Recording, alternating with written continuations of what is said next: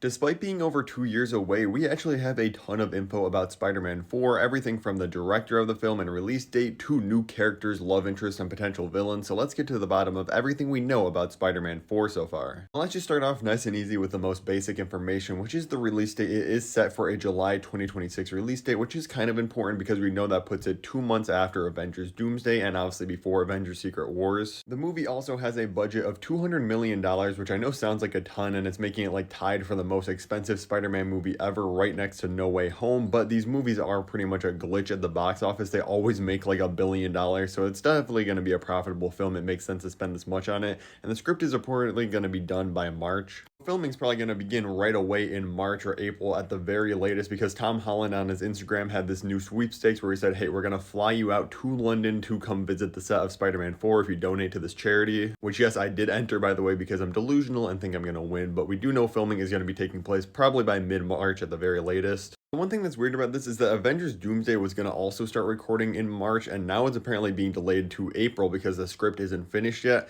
which is a little alarming since Doomsday is supposed to come out in May 2026, a full like 2 months before we're going to be getting Spider-Man 4. Speaking of Doomsday, quickly before we get back to official Spider-Man 4 stuff, apparently a stunt double is going to be filming most of the Spider-Man scenes in a mask because he's going to be busy with the Odyssey and probably Spider-Man 4. Let's start getting into the really juicy news though, because it is reported that Spider-Man 4 will have a new female love interest, and again, we are going to get the official casting and confirmation of this very soon since filming is going to get started, or we're going to see set leaks or something. And that report really lines up perfectly with a few other reports that we've gotten. The first one being that Anya Taylor-Joy is being eyed for a Spider-Man 4 role. It seems very obvious she will be the new love interest. The thing is, Anya Taylor-Joy could really fit a Gwen Stacy or Black Cat role in my opinion. Obviously, Anya is an amazing actress and she's played characters with pretty similar personalities to both how I would imagine this version of Gwen Stacy and Black Cat acting in the MCU. Obviously, everybody's pushing for Black Cat to be like an antagonist in the film, and I would really love her being like the side villain, and then we get like a Scorpion or Kingpin, but that's just wishful thinking. And it's important to note that it says she's being eyed for the role, so they could go a different direction, or she could have a scheduling conflict, although I think you'd open up your calendar for Spider-Man 4. But let me know in the comments, who do you think the new love interest in this film is going to be, Gwen Stacy or Black Cat? We also know that Zendaya is confirmed to come back for the movie. We know her and Tom Holland were talking about reading the scripts together, but she's reportedly going to have a very small role in the film. Again, this makes sense. She's in the Odyssey that is beginning filming right now, so she's going to be very busy with this. Euphoria season 3 is probably starting very soon. She's too big of a name and too attached to this franchise to not be in the film at all, and we'll probably get a setup by the end of Spider-Man 4 of like, oh, she's going to come back in the next movie and they're going to get back together or something, but it seems like she's going to be a very minor character.